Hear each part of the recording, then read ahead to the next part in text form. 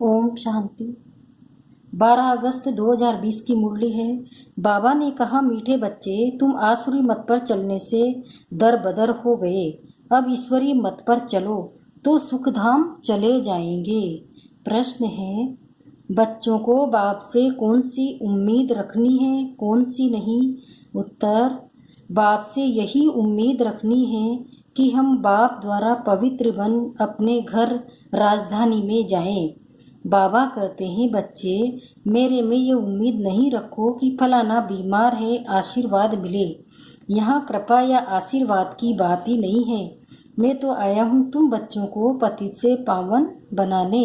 अब मैं तुमको ऐसे कर्म सिखलाता हूँ जो विकर्म न बने। गीत है, आज नहीं तो कल बिखरेंगे यह बादल। ओम शांति। रूहानी बच्चों ने गीत सुना। बच्चे जानते हैं अब घर चलना है। बाप आए हैं लेने के लिए। ये याद भी तब रहेगी जब आत्म अभिमानी होंगे। देह अभिमानी में होंगे तो याद भी नहीं रहेगी। बच्चे जानते हैं बाबा मुसाफिर होकर आया है। तुम भी मुसाफिर होकर आए थे। अब अपने घर को भूल गए हो। फिर बाप ने घर याद दिलाया है और रोज रोज समझाते हैं। जब तक सतो प्रधान नहीं बने हो तो चल नहीं सकेंगे। बच्चे समझते हैं बाबा तो ठीक कहते हैं। बाप भी बच्चों को जो श्रीमत देते हैं तो सपूत बच्चे उस पर चल पड़ते हैं। इस समय और तो कोई ऐसा बाप नहीं जो अच्छी मत देवे, इसलिए दर बदर हो पड़े हैं। श्रीमत देने वाला एक ही बाप है। उस मत पर भी कोई बच्चे नहीं चलते। वंडर है, लौकिक बाप की मत पर चल पड़ते हैं। वह है आसुरी मत। ये भी हैं तो ड्रामा, परंतु बच्चों को समझाते हैं, तुमने आसुरी मत पर चल इस गति को पा लिया है। अब ईश्वरीय मत पर चलने से तुम सुखधाम में चले जाएंगे। ये है बेहद का वर्षा। रोज समझाते हैं तो बच्चों को कितना हर्षित रहना चाहिए। सबको यहाँ तो नहीं बिठा सकते हैं। घर में रहकर भी याद करना है। अभी पाठ पूरा होने का है। अब वापिस घर चलना है। मनुष्य कितना भूले हुए हैं, कहा जाता है ना, ये तो अपना घर घाटी भूल गए हैं। अब बाप कहते हैं घर को भी याद करो, अपनी राजधानी को भी याद करो। अभी पाठ पूरा होने का है। अब वापिस घर चलना है। क्या तुम भूल गए हो? तुम बच्चे वह कह सकते हो बाबा ड्रामा अनुसार पार्टी ऐसा है तो जो हम घर बार को भूल एकदम भटक रहे हैं।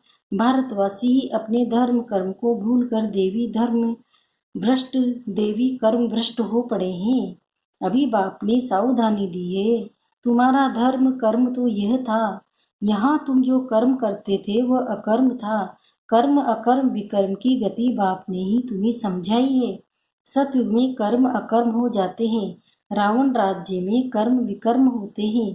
अभी बाप आया हुआ है धर्म श्रेष्ठ कर्म श्रेष्ठ बनाने। तो अब श्रीमत पर श्रेष्ठ कर्म करना चाहिए। कोई भ्रष्ट कर्म करके किसी को दुख नहीं देना चाहिए। ईश्वरीय बच्चों का ये काम नहीं है। जो डायरेक्शन मिलते हैं उस पर चलना है।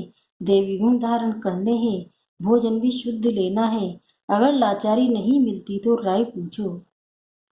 बाबा समझाते हैं नौकरी आदि में कहाँ थोड़ा खाना भी पड़ता है, जबकि योग बल से तुम राजा स्थापन करते हो, पति दुनिया को पावन बनाते हो, तो भोजन को शुद्ध बनाना क्या बड़ी बात है। नौकरी तो करनी है, ऐसे तो नहीं बाप का मने तो सब कुछ छोड़ यहाँ आकर बैठ जाना है। कितने ढेर बच्चे हैं, इतने सब तो रह नहीं सकते। रहना सबको ग्रस्त व्यवहार में है, ये समझना है।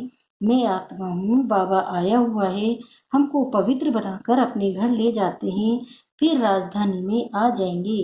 ये तो है पराया रावण का छीछी घाट है। तुम बिल्कुल ही पतित बन गए हो। ड्रामा प्लान अनुसार बाप कहते हैं अभी मैं तुमको सुझाव करने आया हूँ तो श्रीमत पर चलो। जितना चलेंगे उतना श्रेष्ठ बनेंगे। अभी तुम समझते हो हम बाप को जो बाप का स्वर्ग का मालिक बनाते हैं उनको भूल गए। अब बाबा सुधारने आए हैं तो अच्छी रीति सुधरना चाहिए ना। खुशी में आना चाहिए। बेहद का बाप मिला है। बच्चों से बात ऐसे करते हैं जैसे तुम आत्माएं आपस में करती हो। है तो वह भी आत्मा, परमात्मा, उनका भी पाठ है। तुम आत्माएं पाठधारी हो, ऊंच से लेकर नीच से नीच का पाठ है। भक्ति मार्ग में मनुष्य गाते हैं, ईश्वर ही सब कुछ करते हैं। बाप कहते हैं, मेरा ऐसा पाठ थोड़े ही है जो बीमार को अच्छा कर दूं। हमारा पाठ है रास्ता बताना कि तुम पवित्र कैसे बनो। पवित्र बनने से ही तुम घर में भी जा सकेंगे, राजधानी में भी जा सकेंगे। और कोई उम्मीद मत रखो फलाना बीमार है आशीर्वाद मिले, नहीं। आशीर्वाद कृपा आदि की बात मेरे पास कुछ भी नहीं। उसके लिए साधु संत आदि के पास जाओ। तुम हमको बुलाते ही हो कि हे पतित पावन आओ, आकर हमको पावन बनाओ, पावन दुनिया में ले चलो। तो बाप पूछते हैं, मैं तुमको विशेष सागर से निकाल पार ले जाता हूँ, फिर तुम विशेष सागर में क्यों फंस जाते हो? भक्ति मार्ग में तुम्हारा ये हाल हुआ है। ज्ञान भक्ति तुम्हारे लिए है। सन्यासी लोग भी कहते हैं ज्ञान भक्ति और वैराग्य, परंतु उनका अर्थ वह नहीं समझते।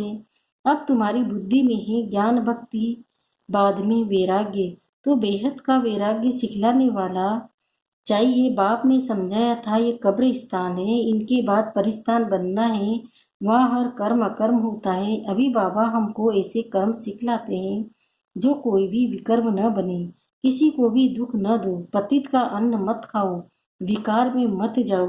अबलाओं पर अत्याचारी ही इस पर होते हैं, देखते रहते ही माया के विघ्न कैसे पड़ते हैं। ये है सब गुप्त। कहते हैं देवताओं और असुरों की युद्ध लगी, फिर कहते हैं पांडव और कौरवों की युद्ध लगी। अब लड़ाई तो एक ही है। बाप समझाते हैं, मैं तुमको राजयोग सिखला रहा हूँ भविष्य 21 जन्म के लिए। यह मृत्यु लोक है। मनुष्य सत्यनारायण की कथा सुनते आए हैं, फायदा कुछ नहीं। अभी तुम सच्ची गीता सुनाते हो, रामायण भी तुम सच्ची सुनाते हो। एक राम सीता की बात नहीं थी, इस समय तो सारी दुनिया लंका है, चारों ओर पानी है ना। ये है बेहद की लंका जिसमें रावण का राज्य है। एक बाप है ब्राइड ग्रूम, बाकी सब है ब्राइड्स। तुमको अब रावण राज्य से बाप छुड़ाते हैं। ये है शोक वाटिका। सत्युग को कहा जाता है अशोक वाटिका। वहाँ कोई शोक होता नहीं, इस समय तो शोक ही शोक है। अशोक एक भी नहीं रहता, नाम तो रख देते हैं अशोका होटल। बाप कहते हैं सारी दुनिया इस समय बेहद की होटल ही समझे। शोक की होटल है, खान पान मनुष्य का जानवर मिसल है। तुमको देखो बाप कहाँ कहाँ ले जाते हैं। सच्ची सच्ची अशोक वाटिका है।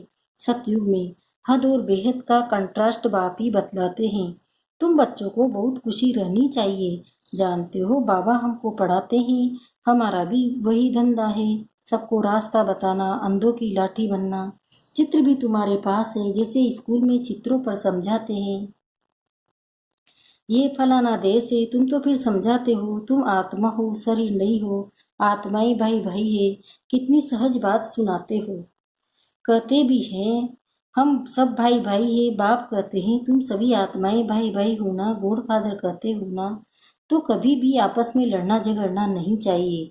शरीरधारी बनते हैं तो फिर भाई बहन हो जाते हैं। हम शिव बाबा के बच्चे सब भाई भाई हैं, प्रजापिता ब्रह्मा के बच्चे भाई बहन हैं। हमको वर्षा दादे से लेना है, इसलिए दादे को ही याद करते हैं। इस ब्रह्मा को भी हमने अपना बनाया, अपना अथवा इनमें प्रवेश किया है। इन सब बातों को तुम अभी समझते हो। बाप कहते हैं बच्चे अब नया देवी प्रवृत्ति मार्ग स्थापन हो रहा है। तुम सभी बीके शिव बाबा की मत पर चलते हो, ब्रह्मा भी उनकी मत पर चलते हैं। बाप कहते हैं अपने को आत्मा समझ बाप को याद करो और सर्व संबंधों को हल्का करते जाओ। 8 घंटा याद रखनी है, बाकी 16 घंटे में आराम व धंधा आदि तो करना है, सो करो। मैं बाप का बच्चा हूँ ये नहीं भूलो। ऐसे भी नहीं यहाँ आकर होटल में रहना है, हॉस्टल में रहना है, नहीं। ग्रस्त व्यवहार में बाल बच्चों के साथ रहना है। बाबा पास आते ही रिफ्रेश होने मथुरा वृंदावन में जाते हैं, मधुबन का दीदार करने। छोटा मॉडल रूप में बना रखा है। अब तो ये बेहद की बात समझने की है। शिव बाबा ब्रह्मा द्वारा नई सृष्टि रच रहे हैं। हम प्रजापिता ब्रह्मा की संतान बीके हैं। विकार की बात हो न सके, सन्यासियों के शिष्य बनते हैं। अगर वो सन्यासी कपड़ा पहन लेवे तो नाम बदली हो जाता है। यहाँ भी तुम बाबा के बन गए तो नाम रखे न। बाबा ने कितने भट्टी में रहे थे, इस भट्टी का किसी को पता नहीं। शास्त्रों में तो क्या क्या बातें लिख दी है। फिर भी ऐसा ही होगा। अब तुम्हारी बुद्धि में सृष्टि का चक्र फिरता है। बाप भी स्वदर्शन चक्रधारी है ना, सृष्टि के आदि मध्य अंत को जानता है। बाबा को तो शरीर भी नहीं है, तुमको तो स्थूल शरीर है। वो है ही परम आत्मा, आत्मा ही स्वदर्शन चक्रधारी है ना। अब आत्मा को अलंकार कैसे दिए जाए, समझ की बात है ना। ये कितनी महीन बातें हैं। बाप कहते हैं वास्तव में मैं हूँ स्वदर्शन चक्रधारी। तुम जानते हो आत्मा में सारे चक्र का ज्ञान आ जाता है। बाबा भी परम धाम में रहने वाला है, हम भी वहाँ के रहने वाले हैं। बाप आकर अपना परिचय देते हैं, बच्चे में भी स्वदर्शन चक्रधारी हूँ। मैं पतित पावन आया हूँ तुम्हारे पास, मुझे बुलाया ही है कि आकर पतित से पावन बनाओ, लिबरेट करो। उनको शरीर तो है नहीं, वह अजन्मा है, भल जन्म लेते भी है परंतु दिव्य। शिव जयंती अथवा शिवरात्रि मनाते हैं। बाप कहते हैं मैं आता ही हूँ तब जब रात पूरी होती है तो दिन बनाने आता हूँ। दिन में 12 जन्म, फिर रात में 63 जन्म। आत्माएं भिन्न भिन्न जन्म लेती है। अब दिन से रात में आई, फिर दिन में जाना है। स्वदर्शन चक्रधारी भी तुमको बनना है। इस समय मेरा पार्ट है, तुमको भी स्वदर्शन चक्रधारी बनाता हूँ। तुम फिर औरों को बनाओ। 84 जन्म कैसे लिए हैं, वो 84 जन्मों का चक्र तो समझा लिया है। आगे तुमको ये ज्ञान था क्या? बिल्कुल नहीं, अज्ञानी थे। बाबा मूल बात समझाते हैं कि बाबा ही स्वदर्शन चक्रधारी, उनको ज्ञान का सागर कहा जाता है। वह सत्य है, चैतन्य है। तुम बच्चों को वर्षा दे रहे हैं। बाबा बच्चों को समझाते हैं आपस में लड़ो झगड़ो मत, लून पानी मत बनो, सदैव हर्षित रहना है और सबको बाप का परिचय देना है। बाप को ही सब भूले हुए हैं। अब बाप कहते हैं मामेकम याद करो। निराकार भगवान वाच निराकारी आत्माओं प्रति। असूल तुम निराकार हो, फिर साकार बनते हो। साकार बिगड़ तो आत्मा कुछ कर ही नहीं सकती। आत्मा शरीर से निकल जाती तो चूरपुर चूरपुर भी हो नहीं सकती। आत्मा फौरन जाकर दूसरे शरीर में अपना पार्ट बजाती है। इन बातों को अच्छी रीति समझो, अंदर घोटते रहो। हम आत्मा बाबा से वर्षा लेते हैं। वर्षा मिलता है सत्य का। जरूर बाप ने ही भारत को वर्षा दिया होगा। कब वर्षा दिया, फिर क्या हुआ, ये मनुष्य को कुछ भी पता नहीं है। अभी बाप सब बातें बताते हैं। तुम बच्चों को ही स्वदर्शन चक्रधारी बनाया है। फिर तुमने 84 जन्म भोगे। अब फिर मैं आया हूँ। कितना सहज समझाते रहते हैं। बाप को याद करो और मीठे बनो। एम ऑब्जेक्ट सामने खड़ी है। बाप वकीलों का वकील है, सब झगड़ों से छुड़ा देते हैं। तुम बच्चों को आंतरिक खुशी बहुत होनी चाहिए। हम बाबा के बच्चे बने हैं। बाप ने हमको एडॉप्ट किया है वर्षा देने। यहाँ तुम आते ही हो वर्षा लेने। बाप कहते हैं बाल बच्चे आदि खेलते हुए बुद्धि बाप और राजधानी की तरफ रहे। पढ़ाई कितनी सहज है। बाप तो तुमको विश्व का मालिक बनाते हैं। तुमको उनको तुम भूल जाते हो। पहले अपने को आत्मा जरूर समझो। ये ज्ञान बाप संगम पर ही देते हैं, क्योंकि संगम पर ही तुमको पति से पावन होना है। अच्छा, मीठे मीठे रूहानी ब्रह्मा मुख वंशावली ब्राह्मण कुलभूषण, ये देवताओं से भी ऊंच कुल है। तुम भारत की बहुत ऊंच सेवा करते हो। अभी फिर तुम पूज्य बन जाएंगे। अब पुजारी को पूज्य कोड़ी से हीरे जैसा बना रहे हैं।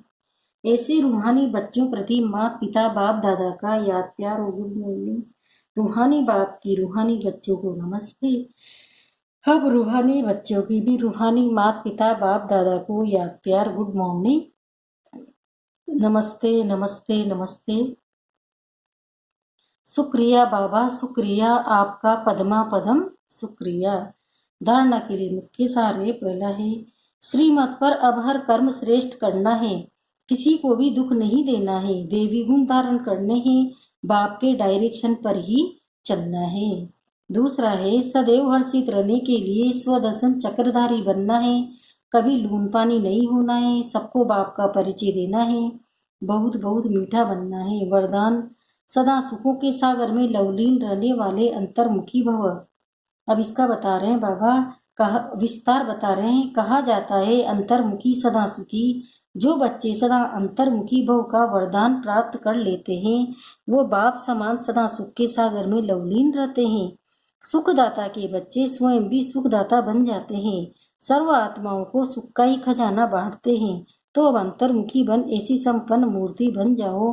जो आपके पास कोई भी किसी भी भावना से आए, अपनी भावना संपन्न करके जाए।